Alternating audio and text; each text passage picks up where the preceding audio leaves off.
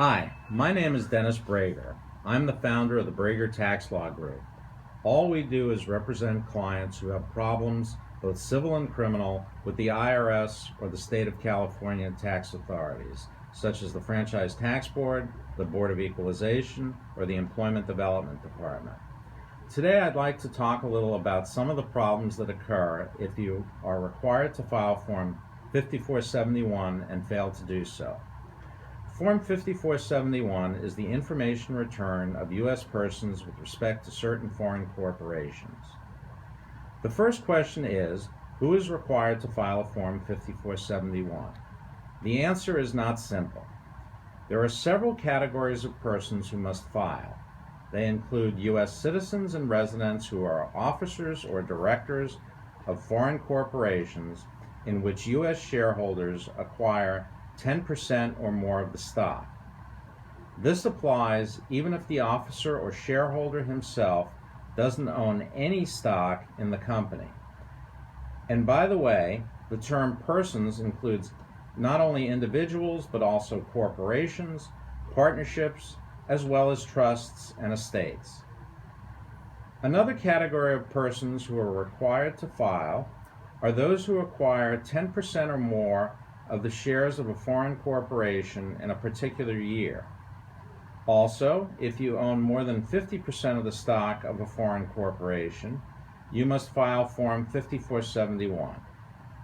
For this purpose, you are treated as owning stock owned by certain relatives, such as your children, your spouse, or your parents.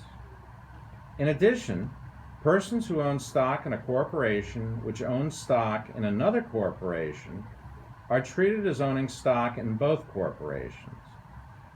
Also, if you own options to purchase stock, they may be treated as if you actually own the stock. As you can see, it can get very confusing, but the bottom line is that if you are an officer or director of a foreign corporation, or you own stock in a closely held foreign corporation, you need to share this information with a tax attorney who can advise you about your need to file. The reason you need to be very sure about whether you do or don't need to file is because of the penalties. The penalties are both monetary and non-monetary. The penalty for failure to file is $10,000 per year for each year the form isn't filed. If after the IRS contacts you, you still don't file the form, then the penalty can go up to $60,000 per year.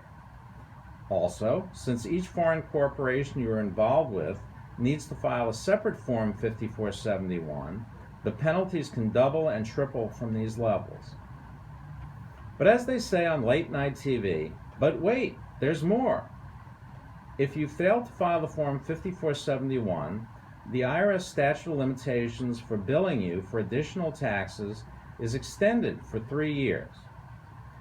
That's 3 years after you file the required information. Let's try an example. In 2009, you were required to file Form 5471. Usually, the statute of limitations would have expired by April 15, 2012. But if you didn't file the Form 5471, then the IRS could audit you and send you a bill for additional taxes in 2015 or 2016 or 2030 for that matter. And not just for the taxes related to the Form 5471, but for any mistakes that you made on your entire tax return. You have to file the Form 5471 to stop the running of the statute of limitations. If you think you might have failed to file Form 5471 or have any other tax problems and would like to start the process of solving them, please call us here at Brager Tax Law to arrange for a completely confidential consultation. Thank you for watching.